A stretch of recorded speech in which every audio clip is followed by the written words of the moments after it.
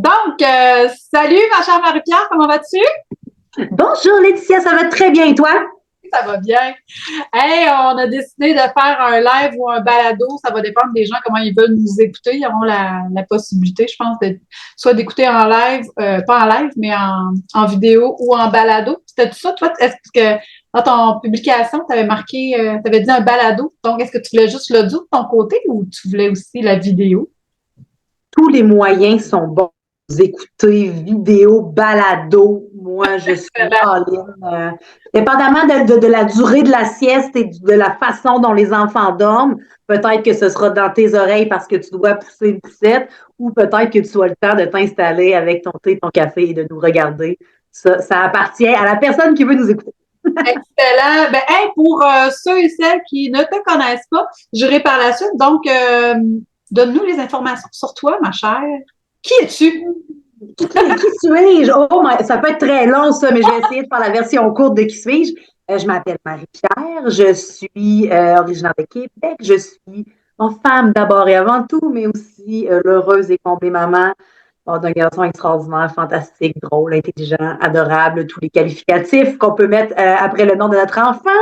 Jacob Olivier, mon petit Mexicain, puisque mon garçon est né à Boca del Rio, Veracruz, aujourd'hui âgé de 13 ans. Et dans mon day-to-day, en fait, il y a beaucoup de gens qui me connaissent sur le pseudonyme de Bedaine Urbaine.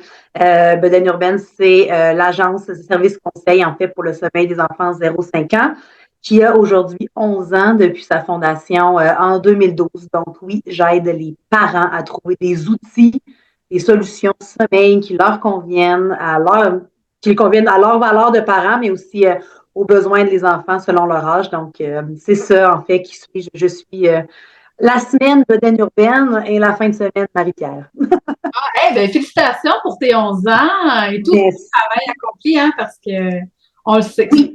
beaucoup. Ben, tu sais, ça n'a pas été du jour au lendemain, honnêtement, que bedaine urbaine était mon travail à temps plein. Là. Ça doit faire 6 ans je fais la blague toujours de dire que je vis exclusivement du manque de sommeil des parents, ce qui est un peu une blague, mais ce qui est un peu vrai. Mais Bedaine Urbaine a officiellement 11 ans. C'est en 2012 que j'ai commencé Bedaine Urbaine tout en travaillant à temps complet dans un organisme que j'aime particulièrement qui s'appelle Opération Enfant Soleil. Oh, wow! Génial. Ben écoute, de mon côté, Laetitia Adam, je suis coach familial hypnologue. Je travaille avec les familles qui ont des enfants entre 0 et 12 ans. J'aide les intervenants aussi, éducateurs, éducatrices, enseignants, enseignantes, que ce soit à la petite enfance ou à l'enfance. Puis un petit peu d'adolescence, mais c'est vraiment au niveau de l'estime, la confiance, le stress, l'anxiété que je vais aller travailler avec eux. Je suis enseignante également au Cégep, au campus Femme de Foi, donc j'enseigne en éducation à l'enfance. J'ai étudié en commercialisation de la mode au campus Notre-Dame de Oh! Je connais très bien le campus. Ouais, c'est vraiment une histoire de cœur. Je suis retournée pour aller mettre mes formations en ligne au service aux entreprises, où je suis encore d'ailleurs.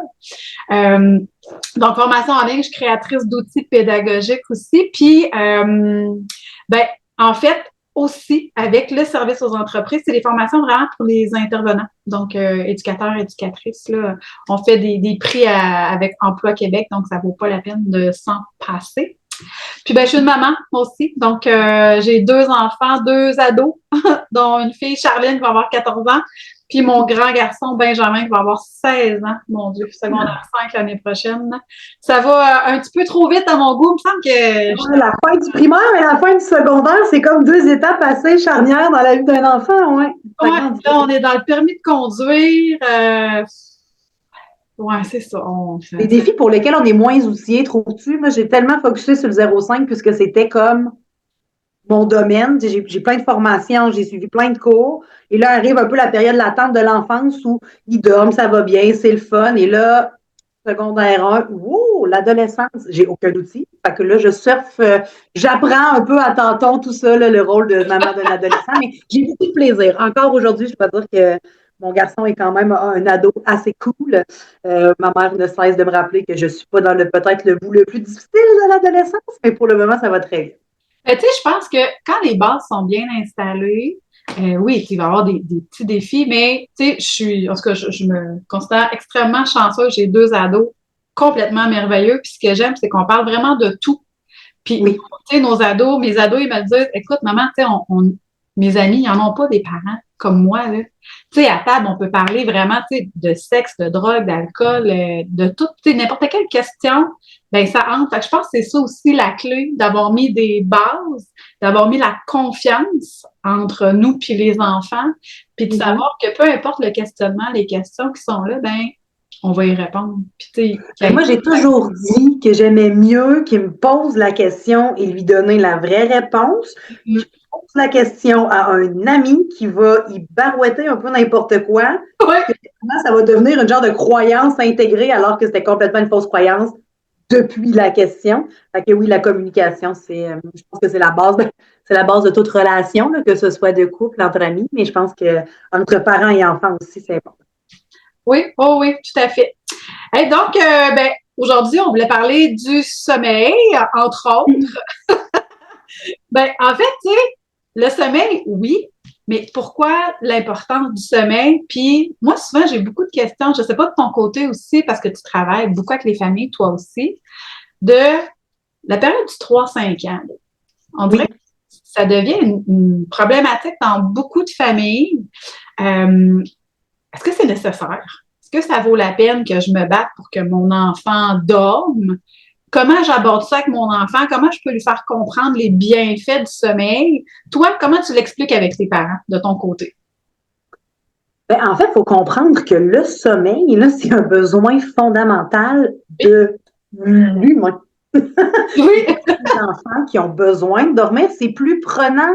Le sujet du sommeil est plus prenant chez un enfant parce qu'on ne contrôle pas, ou en tout cas, on ne contrôle pas autant qu'on voudrait, mettons, le sommeil d'un autre humain.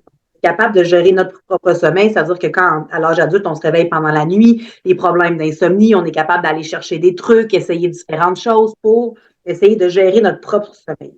Et la réalité du sommeil, c'est qu'on ne peut pas forcer un autre humain à dormir, puisque le sommeil, en fait, c'est un processus qu'on appelle physiologique, c'est un processus homéostasique.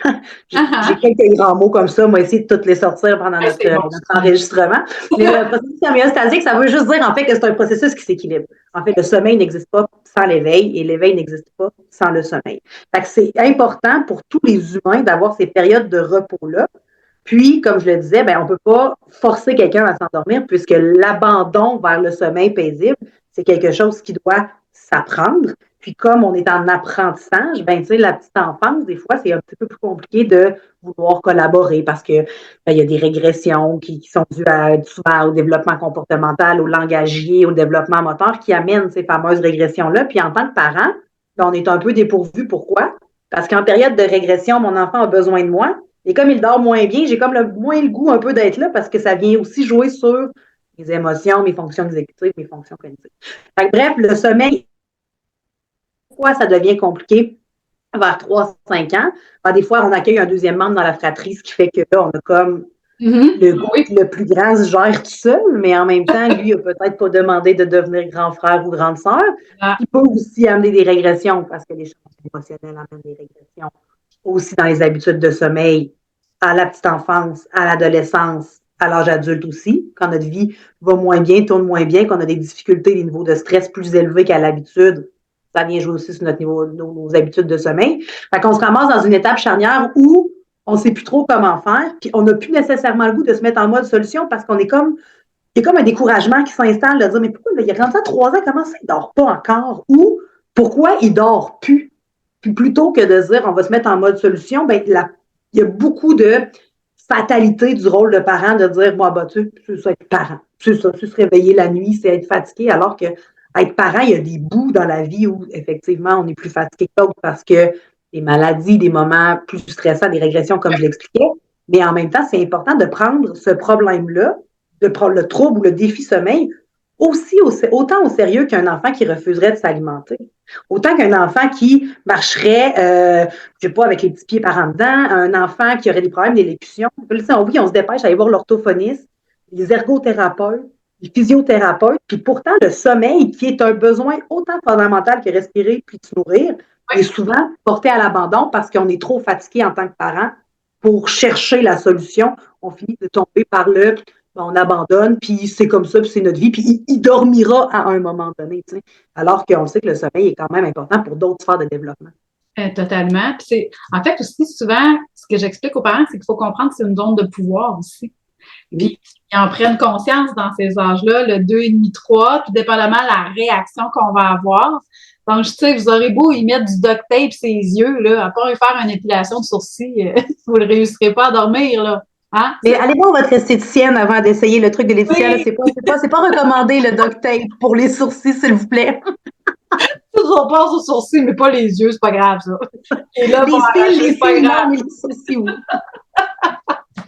Mais tu sais, il faut en prendre conscience. Donc, vouloir forcer un enfant à dormir, c'est clair que ça ne marchera pas. Il va dire wow, wow, wow, ce qui se passe là, il y a quelque chose de pas normal. Là. Ben, tu sais, moi, je répète toujours un peu quand on parle du sommeil. Tu sais, moi, j'ai rentré les 18 mois, 5 ans, parce qu'on a comme quand même des approches similaires, mais différentes chez Beden Urbaine, parce que souvent, 0-18 mois, c'est apprendre à s'abandonner de façon autonome vers le sommeil, ou en tout cas favoriser le sommeil de l'enfant pour favoriser son développement et sur plein de sphères. Puis vers 18 mois, 5 ans, comme tu le disais, ben, 18 mois, c'est peut-être un peu tôt, mais souvent, c'est la transition au grand lit qui amène une nouvelle façon de faire, parce que là, l'enfant n'est plus nécessairement contraint dans sa bassinette. On a un enfant qui découvre soudainement la liberté de pouvoir aller dans le salon 10 minutes après s'être couché, pensant que la nuit est terminée. Fait que ce rapport de pouvoir-là, moi, je réfère souvent à la fameuse main de fer dans le gant de velours. Oui. Et moi, je ne veux pas qu'un parent se transforme en dictateur de c'est moi qui décide. Mais moi, je vois ça plus comme un leader ou un capitaine de bateau. Tu sais, de dire, on a une direction, c'est moi qui décide, mais je suis quand même à l'écoute de si tu as besoin d'un verre d'eau, d'un câlin, mais en même temps, il y a comme une limite qu'il faut que le parent mette en place avec beaucoup de prévention, répétition et patience pour que l'enfant en vienne qu'à vouloir collaborer. Parce que de toute façon, on le sait que plus on crie, plus l'enfant se stresse, plus c'est stressant à l'endormissement, moins ça fonctionne parce que, encore une autre fois, un peu de physiologie du sommeil, la mélatonine et le cortisol, bon, cortisol, hormone de l'éveil, mélatonine, hormone du sommeil. Et là, je m'excuse s'il y a des neuropsy qui m'écoutent, là, c'est très vulgairement dit, mais ça ressemble un peu à ça. Puis les deux ne peuvent pas être sécrétés en même temps. Fait que si le niveau de stress augmente, parce que des fois, c'est à la sortie du travail que le parent se dit oh my God, ça ne me tente pas. Ils sont déjà découragés avant même que l'heure du dodo arrive, sachant que ça prend des heures. Là, je dis des heures, puis j'exagère même pas. Fait que là, le climat, déjà, en allant chercher les enfants à la garderie, il y a déjà comme une petite réticence, un petit stress qui, inconsciemment, s'est installé, sachant que ça va être difficile, qu'il va y avoir des pleurs, puis ça va être la crise. Fait que là, le cortisol, l'hormone du stress reste très élevé. La mélatonine ne peut pas faire son travail parce que les deux ne peuvent pas être sécrétés en même temps. Fait que c'est pour ça que, oui, un plan de match adapté à l'enfant, aux valeurs des parents est important. Il faut aussi arrêter de penser que parce que nous, on décide de se mettre en mode solution, que l'enfant réagit comme ça. Comme si tu te lèves un matin et tu as décidé que toi, tu fais perdre 5 kilos pour toutes celles qui sont passées par une remise en forme. Je prends l'exemple parce que je suis passée par là. Tu dis, oh mon Dieu, OK, dans 3 mois, ça va être réglé. Dans 3 mois, tu as plein de choses qui se sont améliorées. Oui. Tu n'as peut-être pas atteint ton objectif. C'est ça qui devient décourageant pour le parent parce que pendant plusieurs années, on a vendu ce genre de solution-là, rapide, efficace, 3 jours, fonctionne pour tout le monde. Puis là, ben, quand ça ne fonctionne pas pour toi et ton enfant, tu te mets à douter de tes capacités de parent. Tu dis, bon, regarde, on a essayé, ça ne marche pas. Non, mais c'est juste que le plan de match n'était peut-être pas adéquat pour cette situation-là à ce moment-là. Il faut se réinventer, il faut essayer d'autres choses. Comme un système de motivation pour amener l'enfant à collaborer. Les tatous, ça fonctionne 5 jours. Après ça, il faut que tu tombes au collant. Puis si les collants ne fonctionnent plus, il faut que tu tombes à OK, des journées pyjama, des crêpes aux pépites de chocolat. Il faut savoir en tant que parent se réinventer. Puis c'est ça qui devient prenant parce que notre charge mentale, avec les années, là, je prends l'exemple d'une maman qui retourne sur le marché du travail. On travaille 40 heures semaine. J'ai mon lot de stress, j'ai mon quotidien, j'ai mes activités en tant que femme auxquelles on a le droit.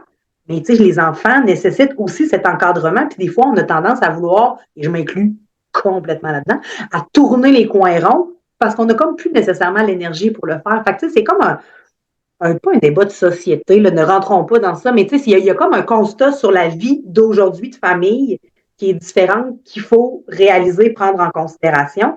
Et c'est pas nécessairement nos enfants qui ont à payer pour le rythme de vie que la société nous impose aujourd'hui. Fait que c'est important de réinventer le plan de match puis de ne jamais abandonner, un peu comme quelqu'un qui dit « Ah, moi, je courrai jamais 5 kilomètres, c'est trop difficile. » Ben, c'est sûr que tu courras jamais 5 kilomètres. Déjà décidé. Comment t'as dit? Tu as déjà décidé inconsciemment que tu n'y arriverais pas. Ouais. Exactement. Fait que, tu te lances ça aussi un peu dans la spiritualité, dans le subconscient, mais c'est tout est vrai, tout doit être concordé. Puis, il y a une période où c'est plus difficile, il faut être un petit peu plus strict pour que le cadre soit mis en place, qu'il soit expliqué, il faut qu'il soit maintenu. Puis là, au départ, le parent dit aïe, là, c'est donc bien compliqué. Non, mais après ça, on peut l'adoucir. Et c'est ça aussi un peu la discipline bienveillante, là, la fermeté bienveillante, c'est d'avoir un cadre où l'enfant est capable de se situer, de dire couche, c'est comme ça, 2 câlins, une histoire, 4 bisous, de l'eau, un autre câlin, papa. Puis que plus c'est routinier, plus c'est stable, puis plus l'enfant est encadré de façon stricte, plus il fonctionne, plus il comprend c'est quoi la prochaine étape, plus c'est sécurisant. Puis après ça, on peut jouer avec le cadre. Mais c'est important au départ d'avoir une structure un petit peu plus, je vais dire le mot militaire, c'est pas le bon mot, mais plus encadrante, disons-le ainsi, pour après ça être capable d'en jouir plus, en fait. En fait, je pense qu'il y a deux choses sous ça aussi. Il va y avoir les neurones miroirs qui vont embarquer en relation. Le parent là, qui se sent pas bien. Moi, souvent, je prends la main et je leur dis, êtes-vous le parent solide et confiant sur qui votre enfant peut s'appuyer en toute sécurité lorsque vous allez monter votre routine. Donc, votre cadre, justement, il est sécurisant? Votre routine est-tu claire? Y a-t-il un début? Y a-t-il une fin? Ou c'est jamais pareil, on termine jamais de la même façon? Puis là, ben, ça devient super insécurisant. Puis au niveau de la sécurité intérieure aussi, d'aller répondre aux bons besoins que l'enfant est en train de crier, par son comportement. Puis ça, c'est une partie qui sont vraiment subtiles, puis que c'est les plus difficiles à aller identifier pour un parent qui est pris justement dans sa propre émotion, dans ses propres ressentis, ou qui est complètement au deuxième étage. Oui. Un travail sur nous en tant que parents pour gérer le sommeil d'un enfant. Puis ça, il n'y a pas beaucoup de gens qui comprennent ça parce que il y a plusieurs années, on était plus dans l'enfant bibelot. C'est pas beau, tais-toi, ça pleure pas. Puis, tu sais, je veux dire, puis là, on les enlignait avec beaucoup de respect, mais si on avait plusieurs, tu sais, l'enfant n'avait pas nécessairement cette unicité-là, n'avait pas le droit d'être un enfant, il était plutôt considéré comme un petit adulte. Fait que là, quand on est venu à avoir des avenues sommeil, on s'est dit, laisse-le pleurer, chronomètre-toi, puis ça va bien aller. Mais là, on est comme dans un vent de changement quant au développement de l'enfant, grâce aux recherches, grâce aux professionnels psychologues qui parlent du développement de l'enfant. Là, on se rend compte que le sommeil, là, finalement, c'est un symptôme de plein d'affaires. Ben, là, nous, on essaie de mettre un petit pansement sur d'or, mais en fait, la relation de couple, comment ça va? La maman, comment elle se sent? Le papa, comment il se sent? La fratrie, l'état de santé, la personnalité de l'enfant, les discours internes, la tribu bienveillante, tout ça est à prendre en considération. Tu me permets de faire du pouce là-dessus, tu sais, avec les réseaux sociaux que j'aime beaucoup, sur lesquels j'essaie d'être le plus active possible. Il y a plusieurs mamans, tu sais, qui commencent toujours par leur message par « Ah, j'aime ce que tu fais. » Fait que là, mon ego est flatté, tu sais, fait que là, je continue. J'ai juste une petite question. J'ai jamais une petite réponse. C'est très, très, très difficile pour moi de condenser sans nécessairement tout connaître de l'histoire. Bon, bien entendu, avec le mode du story d'Instagram, j'essaie de répondre à des questions sommeil, mais encore là, quand les questions que je choisis au hasard, mais qui sont trop pointues, quand c'est trop difficile à expliquer ou que ça me prendrait une série de 37 stories pour bien expliquer ce que j'ai à dire, je préfère répondre que malheureusement, c'est impossible. Il faut vraiment que je connaisse tout l'intérieur. C'est comme de dire à un psychologue règle ma rupture amoureuse. Okay? Oui, c'est ça. Ça prend tous les éléments autour, là, pour bien connaître. Puis il n'y a pas une réponse pour une famille, tu sais, c'est vraiment comme, il y a une réponse par famille, en ce sens qu'il n'y a pas c'est rare qu'il y ait des réponses globales. Le sommeil en soi a des réponses globales, la longueur d'une sieste moyenne, les phases d'un cycle de sommeil, il y a beaucoup de généralités, mais quand on parle vraiment d'un cas concret, c'est important de s'arrêter et de dire, OK, comment ça fonctionne dans la famille. Tu sais, des fois, juste la position dans la fratrie va venir complètement changer le plan de match qu'on va se faire. Effectivement. Puis tout le tempérament aussi de l'enfant, la famille, tu sais, leur habitude de vie, comment ça fonctionne à l'intérieur de la famille, tout ça va avoir des gros impacts. Puis même, le parent aussi, sa propre génétique, là, tu sais, il y a une partie aussi qu'on transfère. quand je travaillais, j'ai travaillé avec des familles qui étaient d'origine asiatique. Oui. Le sommeil est complètement différent pour eux. Au niveau de la génétique, là, c'est vrai qu'ils n'ont vraiment pas besoin de beaucoup de sommeil pour bien fonctionner. C'est complètement différent de nous. Puis nous, ben, ici, on est habitué de fonctionner d'une certaine façon parce qu'on connaît le métabolisme de nous, les gens de notre pays, nos origines. Mais lorsqu'on arrive du côté asiatique, ça peut être complètement différent. Puis là, ben, si on force l'enfant à vouloir justement se coucher plus tôt puis avoir vraiment le 12 heures de sommeil, 12 à 14 heures de sommeil qui est bénéfique généralement pour les enfants, mais pour eux, c'est complètement différent. Ouais. Mais en même temps, puis là, je me pose la question pendant que je t'en parle, un parent qui n'a pas besoin de beaucoup dormir avec un enfant qui n'a pas besoin de beaucoup de sommeil, souvent, c'est quand même pas tant catastrophique tant que l'enfant se développe bien, fonctionne bien, Ben oui, tout à fait. que le manque de sommeil ne soit pas un facteur qui l'empêche de se développer correctement. Souvent, quand on a un trouble de sommeil, c'est un parent qui veut dormir, puis on a un enfant qui ne veut pas dormir. Oui. Mais oui, effectivement, l'insomnie. Maintenant, on sait aussi que les troubles comme le TDAH, le TSA, ça, c'est des choses aussi qui peuvent affecter les habitudes de sommeil. C'est pour ça que ça prend un protect quand même global avant de pouvoir aider une famille à trouver le bon plan de match pour eux. Puis oui, l'enfant étant au cœur du problème, c'est important de le respecter. Hier, je répondais encore à une question que c'est normal que mon 20 mois se réveille encore une fois par nuit. Là, je dis, ben oui, parce que c'est pas juste des besoins nutritionnels, besoin de réconfort. Là, j'explique un peu la théorie, puis il y a une maman qui me répond, hey, une fois, hold my beer. Elle dit, moi, mon enfant se réveille encore 3 à 4 fois. Et tu sais, tant que la maman fonctionne, puis qu'elle est à l'aise là-dedans, moi, j'ai pas rapport là-dedans. Tu sais, c'est vraiment... Puis comme le problème à l'insomnie à l'âge adulte, tout ça, ben, tous les troubles psychopathologiques, souvent, quand on va faire le diagnostic, c'est souvent que c'est relevé d'une plainte. Il y a des gens qui vont se réveiller 2-3 heures par nuit puis qui sont capables de fonctionner parce qu'ils sont à la retraite, parce qu'ils peuvent dormir plus tard le matin, parce que eux, c'est leur rythme puis ils vivent très bien là-dedans. On ne parle pas d'un problème d'insomnie non plus. On parle d'une nuit entrecoupée, certes, mais quand l'humain est capable de fonctionner avec ses habitudes de sommeil à lui, on ne peut pas parler d'un trouble de sommeil non plus. Non, ben non, il faut faire attention justement à ces fameux diagnostics-là. Là. C'est important d'aller voir justement le fonctionnement, comment cette famille-là fonctionne, puis sont où les besoins. Tu sais, d'aller observer sont où les bons besoins à répondre, puis ben oui, de prendre conscience de soi, nos propres besoins, de pouvoir y répondre. Tu sais, au lieu de vouloir justement jouer aux parents parfaits, là, qu'il faut que notre maison soit speak and span, que tout soit fait, puis que les brassées de linge doivent tout être pliées, puis que le petit repas, t'as peu, là, t'as-tu dormi? Oui, parce que le sommeil, honnêtement, c'est vraiment la base de tout. Là. Honnêtement, le sommeil peut venir jouer suffisamment sur notre compréhension de la vie pour briser des relations de couple, pour amener des dépressions postpartum. Je ne dis pas que c'est la seule cause de la dépression postpartum, mais le manque de sommeil ne te rend pas très confiante dans ton rôle de parent.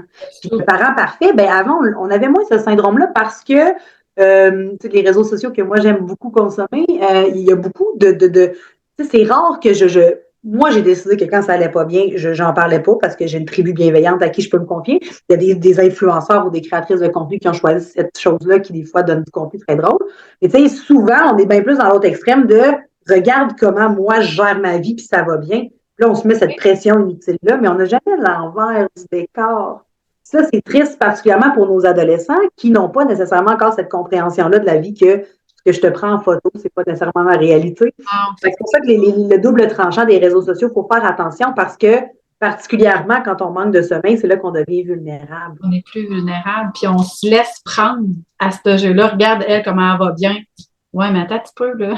Là, c'est une photo, là. Il y a des filtres, tu sais, puis elle a stagé, là, tout ce qu'elle a mis derrière, alors que dans son quotidien, cette personne-là est des fois, on a des relations de couple, là, tu dis, oh mon Dieu, ils ont le relationship goal, puis finalement, dans 5 ans, tu apprends qu'elle a été victime de violence conjugale. C'est comme, oh boy, OK, j'ai pas vu ça aller. Puis, mais en même temps, chacun gère sa fougère. C'est juste qu'il y a beaucoup justement, dans la mission Bedaine Urbaine, c'est moi, mon titre officiel, c'est consultante en sommeil. Et j'aime beaucoup plus être cheerleader pour maman. Parce que moi, je calcule que je grandis plus, je vieillis maintenant, là, je suis rendue à 37 ans. Puis, je pense que ça m'a amené aussi cette sagesse-là, en tant que créatrice de contenu, que d'être capable maintenant je suis maintenant officiellement capable de me désabonner de comptes qui me font mal filer. À la seconde où je vois une photo puis que j'ai un sentiment de jalousie complètement mal placée, mais de jalousie, d'envie, oh mon Dieu, elle m'énerve. Pourquoi je la suis? J'ai pas besoin de ça. Mais il y a très peu de monde qui sont capables encore de discerner tout ça. Fait que moi, je trouve que d'en parler aussi de ce que la mère parfaite n'existe pas. Puis de toute façon, on ne la veut pas, la mère parfaite. Nos enfants ne veulent pas d'une mère parfaite. C'est stressant. La perfection, ça amène une certaine angoisse de performance. Puis on ne veut pas passer ça à nos enfants. La vie est déjà assez olé, olé comme elle l'est. Oui, mais tu sais, ça se transmet tellement, puis c'est souvent, c'est inconscient, ça se transmet complètement facilement. Toutes nos émotions, nos ressentis se transfèrent dans leur petite éponge, puis ils sont trop petits, le cerveau est en pleine construction, en plein développement, donc il n'est pas capable de gérer ça, puis surtout pas à la petite enfance. Ils font des milliards de connexions neuronales chaque seconde, de chaque minute, de chaque heure. Là. Donc, de là aussi.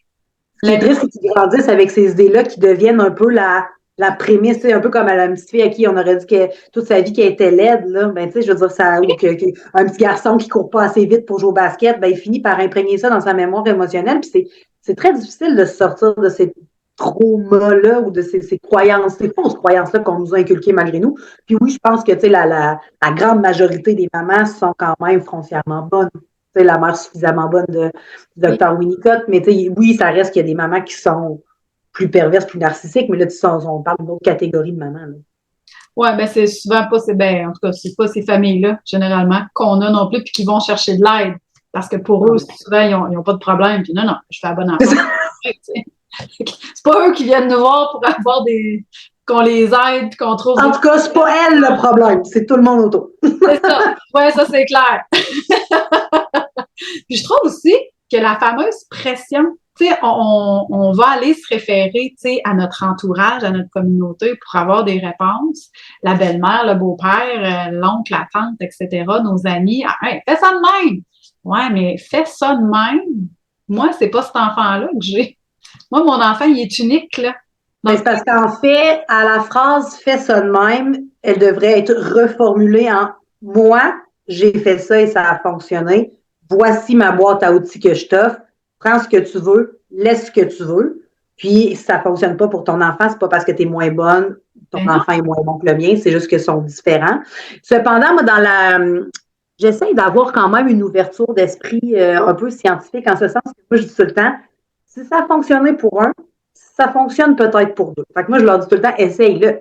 À moins que ce soit dangereux pour la sécurité et la santé, là, on s'entend, mais sinon, si c'est un truc qu'on a déjà entendu, un truc qui fait son chemin depuis quand même quelques années, je me dis, écoute, essaye-le. Mais si ça ne fonctionne pas, arrête de taper sur le clou et de te dire, mon Dieu, finalement, il n'y a pas de solution. Non, il y a comme un monde de solutions que tu ne vois pas quand tu es trop fatigué. Ben, c'est ça. Tu sais, je pense que ça revient à la base, en fait, de prendre soin de soi, parce que le sommeil, en fait, va aller réguler les émotions, va aller réguler l'humeur, il va aller permettre la cicatrisation, la sécrétion des hormones, l'hormone de croissance. Puis, à l'inverse, ben, c'est là que ça vient jouer justement sur l'autorégulation, puis les enfants, ils l'ont pas encore, l'autorégulation. Gestion des émotions, là, ça se développe entre 5 et 8, puis avant ça, c'est beaucoup de... Des fois, à 37 ans, c'est encore un peu compliqué aussi. Là, on devrait être capable d'autoréguler nos émotions, mais il ne faut pas se juger. Hein? Il faut y aller étape par étape. En fait, je te pose la question, Marc-Pierre, le cerveau, là, développe son plein potentiel vers quel âge? Il est à son plein potentiel, devrais-je dire. À quel âge, d'après toi? Là, là, ça n'a pas rapport avec la petite enfance, hein, parce que c'est vraiment beaucoup plus vieux. Là, moi, je vais te dire que la seule chose que je sais, c'est que le cerveau masculin semblerait atteindre sa maturité plus tard que les femmes. Je vais dire 20 ans chez la femme, 25 chez l'homme. Là, on est dans le cerveau émotionnel, le cerveau limbique. Mais le cerveau dans son entièreté, là, il atteint son plein potentiel entre 40 et 45 ans. Je m'en vais là. Ça va-tu être le fun? Oh mon Dieu! Je suis là-dedans. Moi, je m'en vais vers le 43. Ah, bon, tu me rassures. Non, mais en même temps, je juge quand même, je pense, stable émotionnellement. C'est juste que, tu sais, des fois, il faut aussi s'accepter qu'on oui. n'est pas parfait non plus en tant qu'adulte. Là, effectivement. Tu sais, de par notre bagage aussi d'éducation, comment on a été élevé, bien, on a certaines croyances, on a certains discours internes aussi qui, des fois, résonnent plus ou moins fort, tout dépendamment où est-ce qu'on est rendu dans notre cheminement de vie. Puis, tu sais, je pense que ça, c'est important de le rappeler aux parents, de dire, hey, tu fais ton possible, voici ce que tu peux mettre comme amélioration, puis prends ce que tu es capable de prendre là où tu es rendu aussi. Tu sais, si tu as besoin de dormir, ben, trouve-toi des moyens pour le faire, pour être la meilleure version de toi-même, pour pouvoir aider après ton enfant en étant justement l'adulte solide et confiant.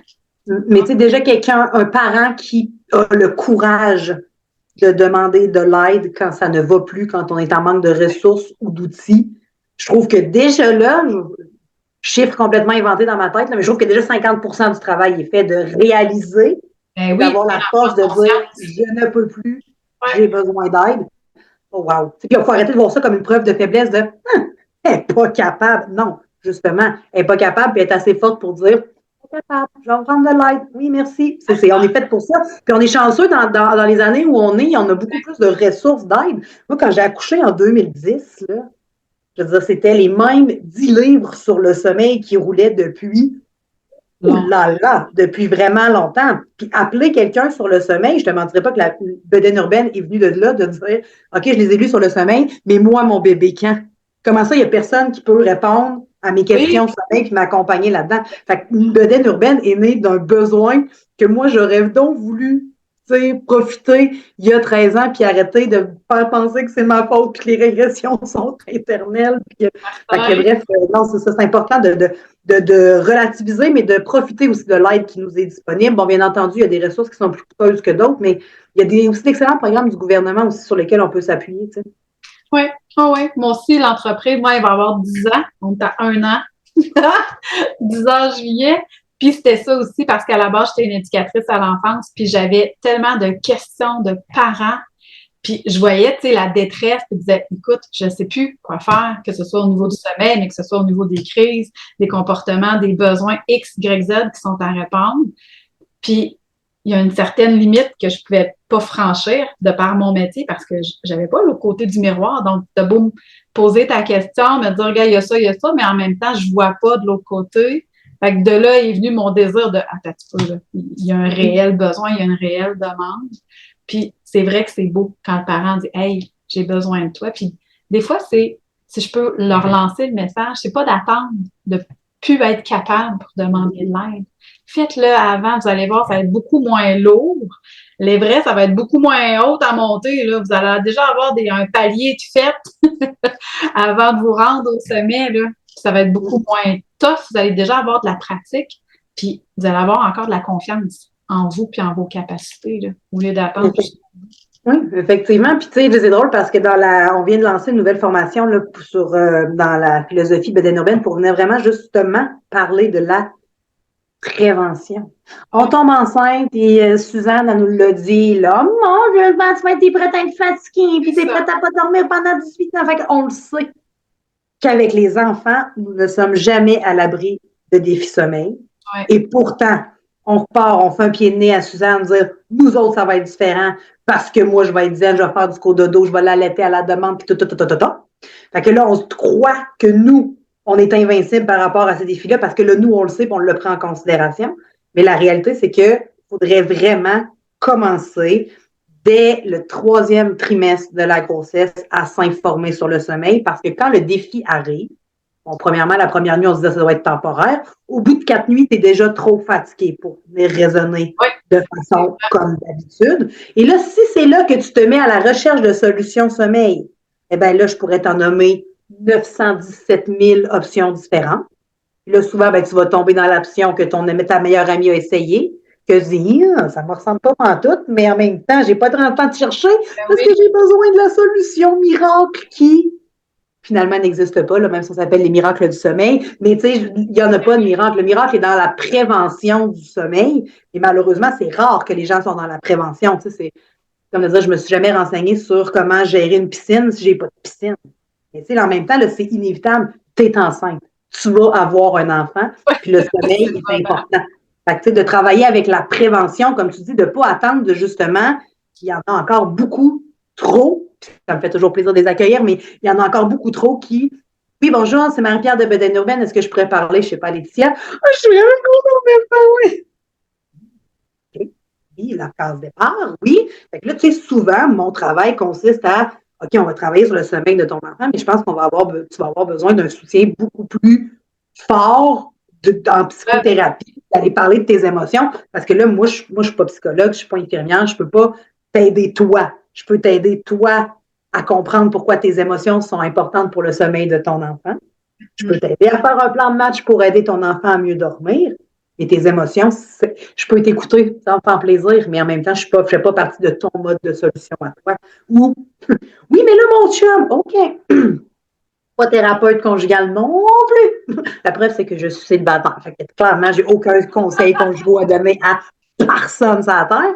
Mais tu sais, c'est un peu ça la réalité aussi, c'est qu'on devient un peu un point de chute de dire, OK, oui, ça, je peux t'aider, mais ça, je peux pas t'aider. Puis là, c'est là qu'on ouvre notre cardex de plein de choses. Tu sais, des infirmières, des marraines d'allaitement, des psychoéducatrices. C'est important d'utiliser notre village pour élever notre enfant.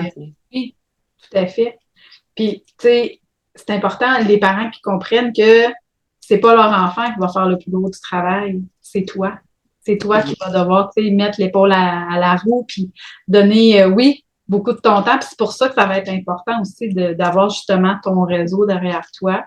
Moi, de mon côté, c'est sûr que j'en fais beaucoup aussi avec le parent. Là, je l'accompagne dans les hivers de diverses de ces. Moi, j'ai pas la notoriété ni les connaissances pour le faire. Là, je veux dire, moi, je lis des livres de développement personnel, mais je suis pas devenue psychologue pour autant. Je fais un certificat présentement en psychologie, mais j'ai pas le droit d'aller aider quelqu'un en détresse. Je connais très bien les limites de ma pratique, mais je suis capable maintenant aussi de discerner quelqu'un qui a besoin de quelqu'un de beaucoup plus haut que moi dans sa pratique pour l'aider. Parce que des fois, c'est ça, hein, c'est, hey, là, je pense qu'on va aller consulter, on va aller vérifier, tes émotions, comment ça marche. Puis après ça, moi, on va mettre le suivi plus tard, ça me dérange pas. Et là, je pense que le problème qui a amené le défi sommeil, c'est pas tant le sommeil de ton enfant, je pense que c'est un autre trouble. Fait que c'est important aussi de pouvoir les identifier, les cerner, puis de renvoyer le parent aux services qui peuvent les aider, aux professionnels qui peuvent vraiment les aider. Tu sais, j'ai pris la psychologie, mais ça pourrait être un problème de reflux. Oui. Tu sais, œsophagien, ton enfant a mal à quelque part. Les plus petits, le 3-5 ans, les végétations, hein, ils respirent la bouche ouverte, ils ronflent. Hein, OK, on va éliminer ça. Et après ça, moi, je vais pouvoir t'aider si c'est comportemental. Effectivement. Oui, tout à fait. Hey, c'est super intéressant. Puis, je me donne. Merci ton enthousiasme. Yeah. C'est vrai que c'est super intéressant, tu sais, d'aider le parent à comprendre que oui, il y a une part de responsabilité, mais qu'il existe mille et une solutions au travers desquelles on peut l'aider, puis qu'on peut le guider, puis que là, présentement, c'est juste, tu as tes lunettes là, de manque, de fatigue, puis que là, tu vois plus, là. Donc, tu es juste aveuglé par ton besoin physiologique de toi, de dormir, de répondre à tes propres besoins, pour après être en mesure de comprendre que, OK, oh oui, il y a des solutions. Oh oui, on va t'aider à mieux comprendre ton enfant, puis on va mettre des stratégies pour que tu arrives à vivre des réussites avec lui, puis que tout le monde se sente bien. Mais ça se fait pas un coup de baguette magique non plus, là. C'est important. On aimerait bien ça, là. Moi, je te dirais qu'un coup de baguette magique, il y a beaucoup de choses qui nécessitent un coup de baguette magique. Là, à part gagner à l'auto, là, puis je veux dire, ça a pas. Il faut arrêter de croire à la magie quand on parle d'humain. Oui. Parce que, Harry Potter, ce serait super le fun d'avoir sa baguette, là, mais je veux dire, il n'y a pas de formule magique, il n'y a pas de formule pré-mâchée. C'est rare que quelque chose qui en vaut vraiment la peine est une solution facile. Des fois, ce qu'il faut faire, c'est pas nécessairement ce qu'on veut faire, mais la réalité, c'est qu'à moyen, long terme, ça va être payant, même si le court terme est un peu désagréable comme un petit caillou dans le pied. Oui, c'est vrai. Puis sur du long terme, quand on parle justement des ados, ben on va le voir aussi, c'est des belles bases à leur inculquer pour eux, éventuellement, quand ils vont devenir des adultes. Là. Moi, je sais que c'était toujours une priorité pour moi, le sommeil chez mes enfants. Tout petit, là, petit bébé, ça s'est relativement super bien passé, mais tu sais, rendu au primaire, là, j'en entends beaucoup, là, tu sais, mon enfant se couche à 9-10 heures, là, tu sais, OK, comment il va à l'école? Ah, c'est dur, le comportement, c'est difficile, fait des grosses crises. Ouais, j'imagine. Puis là, je parle du primaire, mais la petite enfance, c'est exactement la même chose, là. Lorsque le manque de sommeil est là, ils ont tellement besoin, ça nécessite tellement d'énergie. Juste apprendre toutes les nouvelles choses, les nouveaux sens, les stimuli qui sont stimulés durant une journée pour un enfant, puis les apprentissages qu'il acquiert. Ça leur demande beaucoup d'énergie. Donc, oui, effectivement, le sommeil est hyper, hyper important. Fait que le 6h30, 7h, 7h30, idéalement, il faudrait que ta routine soit pas mal complétée pour qu'ils dorment. Juste, Parce qu'ils ont une heure de lever le lendemain matin. Fait qu'on pourrait avoir des enfants qui se couchent à 10 s'ils se lèvent à 9 heures le matin, mais c'est parce que notre réalité n'est pas pareille. Puis, c'est important de comprendre que la fonction, bon, tu en as énuméré plein tantôt, mais la fonction du sommeil, c'est un peu comme le petit piton reset. Là. Je ne sais pas si on a des fans de François Pérusse, le petit piton reset. C'est important, ce petit piton reset-là. C'est comme quand ton téléphone intelligent commence à bugger. Là, ben là tu t'appuies sur l'écran, puis là, tu fermes tes applications. On fait tout ça. On fait tout ça. Quand ça va plus assez vite à notre goût, on ferme les applications. Ben, il faut voir ça. Il faut voir le sommeil comme cette fonction-là. Puis si on n'a pas cette capacité à éteindre notre cerveau, puis de passer par le sommeil profond, le sommeil paradoxal, qui est aussi important pour la gestion des émotions et tout ça, ben, le lendemain, c'est comme si tu fonctionnais toujours sur une demi-batterie. Puis les enfants ne peuvent pas se développer optimalement s'ils fonctionnent toujours sur une semi-batterie. Là, j'ai pensé à ce que j'ai dit parce que je ne voudrais pas que personne panique. Il y a des enfants qui ont des aptitudes de sommeil moins hautes que d'autres. Il y a des gros dormeurs, il y a des moins bons dormeurs. Et ça fait partie de la réalité. Moi, j'aime bien nommer Grégory Charles, qui dit dormir 4 heures par nuit et qui fait des merveilles. Ça se peut que tu aies un enfant, Grégory Charles, qui a besoin de moins dormir que les moyennes. Puis encore là, c'est important aussi de se référer toujours à comment ça va. Tu l'as dit, il se couche à 9 heures, mais ça va bien.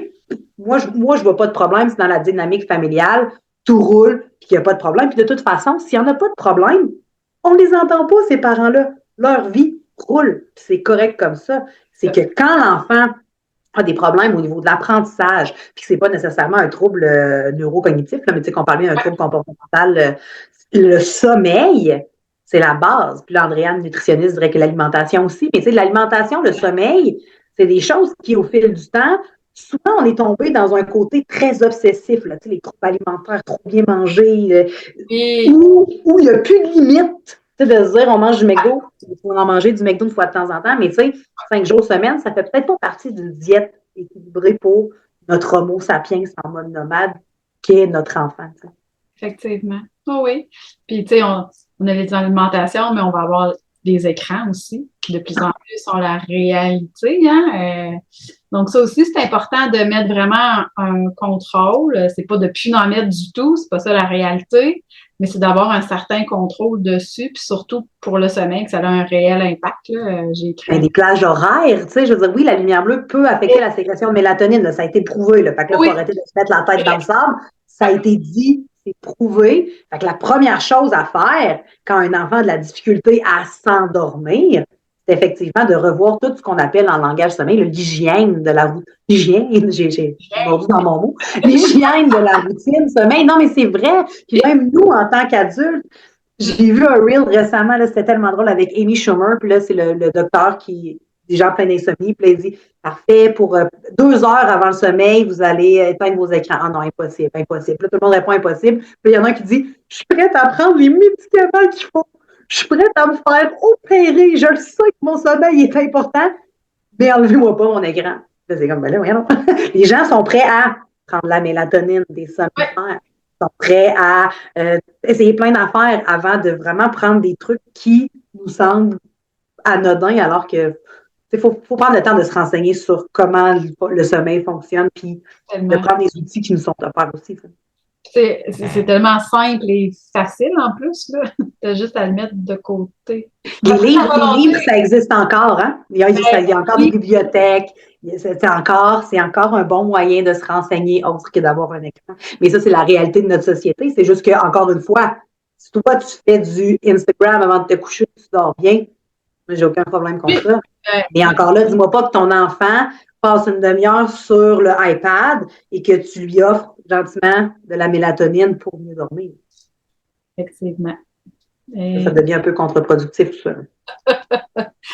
Puis, tu sais, si tu lui donnes aussi la tablette ou l'iPad avant le dodo, puis qu'après, tu dis qu'il y a toujours une crise, ben c'est directement lié, là. Hein? C'est addictif. Si tu m'enlèves mon téléphone sans que tu aies mon consentement, ça se peut que je crise moi aussi.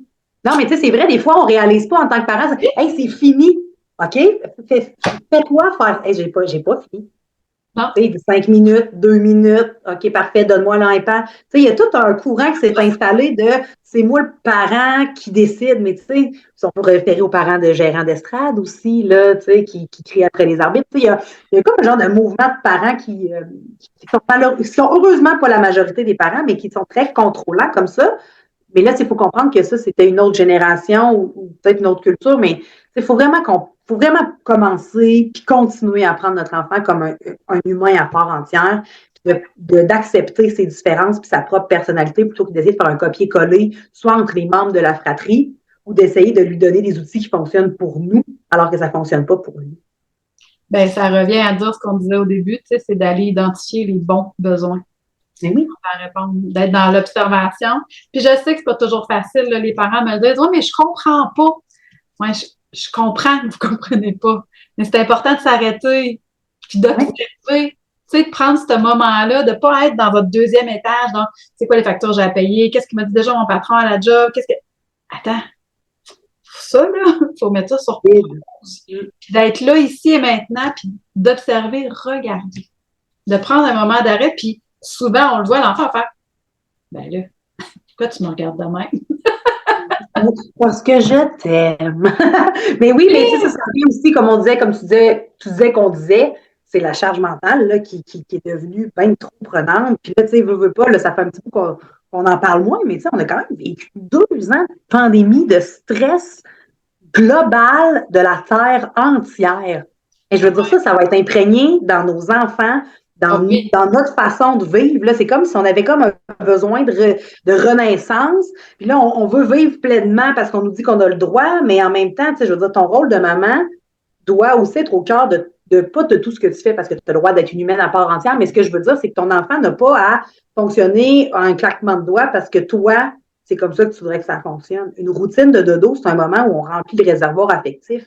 Oui. C'est sûr que si tu remplis l'histoire, ton téléphone, il fait des lignes, 2 secondes, ton enfant, il ne se sent pas important, mais comme toi, en tant qu'humaine, tu ne te sens pas important quand ton chum te dit « Excuse-moi, j'écoute le hockey. » Ton problème.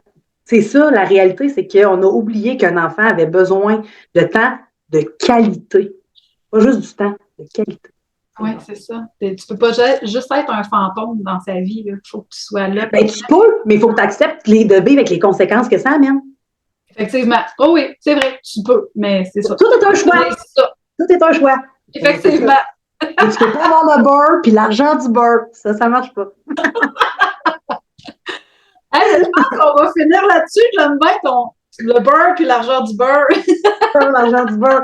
Ben oui, non, ben oui, hey, ça fait déjà 1 heure qu'on parle. Mais oui, c'est ça, c'est la réalité, c'est que moi, j'aimerais terminer en il y a toujours une solution. Toujours. Sommeil, dépendamment du tempérament, de la personnalité de l'enfant, il faut savoir s'adapter en tant que parent. Il faut surtout savoir se réinventer.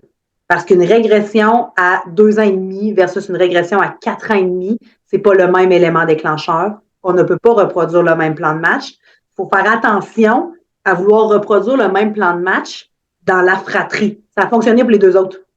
Oui, mais non. J'entends souvent ça. Là. C'est mon troisième, c'est le premier qui ne dort pas. Là, tu essaies de faire comme les 2 autres, mais en même temps, tu te brûles parce que c'est pas la même chose. Non, c'est ça. Ben, c'est de comprendre que, tu sais, chaque enfant est unique, chaque famille est unique. Puis, tu sais, je pense que moi, j'aimerais terminer sur c'est important d'écouter sa petite voix intérieure. Tu sais, arrêter de vouloir la camoufler. Puis, non, non, non. Oui, écoute-la. C'est toi le parent. C'est toi la meilleure personne qui connaît le mieux ton enfant. Ben, prends le temps. Prends le temps de mettre en application ce que toi, tu penses qui est bien. Puis, prends un peu de ci, un peu de ça. Puis fais ta formule à toi. Oui, c'est comme le naître et grandir. Arrête pas de dire que la lecture d'histoire, ça stimule l'imaginaire, le vocabulaire, que c'est bon pour nos enfants. Si toi, t'aimes pas lire, puis qu'à chaque fois que la routine commence, c'est « Ah, je suis encore pognée pour lire Le Petit Chaperon Rouge, ça fait 6 semaines qu'on lit la... » Non, tu as le droit de dire oh, ben finalement, le livre est dans ma voiture, on va en choisir un autre. Ou tu as le droit de ne pas lire d'histoire non plus si toi, c'est pas ce que tu as le goût d'offrir à tes enfants. Il faut vraiment arrêter de se comparer, sortir des standards, puis de vivre notre motherhood à nous, et non pas celui qui est inspiré des standards. Ben, c'est de reconnaître nos forces, surtout. Tu sais, toi, t'es bonne dans quoi? T'es bonne dans le mime, les marionnettes inventées. Ben, vas-y, go for it. Amuse-toi. Le but, c'est de t'amuser, toi aussi, avec. Sans trop stimuler l'enfant, là, parce que si t'es trop bonne, puis ça devient vraiment un show de marionnette, ça pourrait comme amener une foule de questions de pourquoi la marionnette. Mais oui, je comprends ce que tu veux dire. Puis oui, effectivement, et tu sais, on est un peu rendu comme ça aussi. Hein, on s'habille tous. Mon garçon, quand il va à une fête d'amis, là, c'est drôle, là, ils sont tous habillés pareil, ils ont tous la même coupe de cheveux. On a cette tendance-là à vouloir ressembler beaucoup à nos pères. Mais encore là, dans le rôle d'une maman, je pense que de s'inspirer des autres, c'est excellent parce que ça peut nous donner des idées puis nous faire des fois sortir de notre zone de confort ou être plus imaginatif puis s'améliorer et de revenir à la base de ce que nous, on est capable d'offrir puis de ce qu'on veut offrir. Effectivement. Donc, s'inspirer et non s'influencer. Donc, ayons des inspiratrices sur Instagram et non pas des influenceurs. Aïe, aïe, ça changerait le monde. Oui, ben, puis tu sais, s'écouter. Prendre le temps de s'écouter soi-même et d'écouter les besoins de notre enfant. Je pense que ça va être une priorité à mettre en place. Demander de l'aide aux besoins. Let's go. Demander de l'aide. On a une formule magique, là. On a une formule gagnante. Pas magique, mais bien gagnante. Oui, on a des formules gagnantes qui sont adaptées à toi. Puis en fait, on va les construire avec toi. Complètement. Avec tes valeurs puis les besoins de ta famille. Moi, c'est beaucoup ce que je vise aussi. Puis c'est ce que tu fais aussi de ton côté. Donc, merci beaucoup, Marie-Pierre. Merci à toi, Laetitia. Il faudrait se voir plus souvent pour vraiment plus parler du sommeil. Fait que là, je te lance le défi qu'on se revoit très bientôt pour un autre live, podcast, balado, vidéo, peu importe. Moi, ça me fait toujours plaisir. Avec grand plaisir, j'accepte ton invitation, puis on va se revoir très prochainement, c'est certain. Parfait. Bonne fin de journée. Passe une belle journée. Bye. Merci. Bye bye.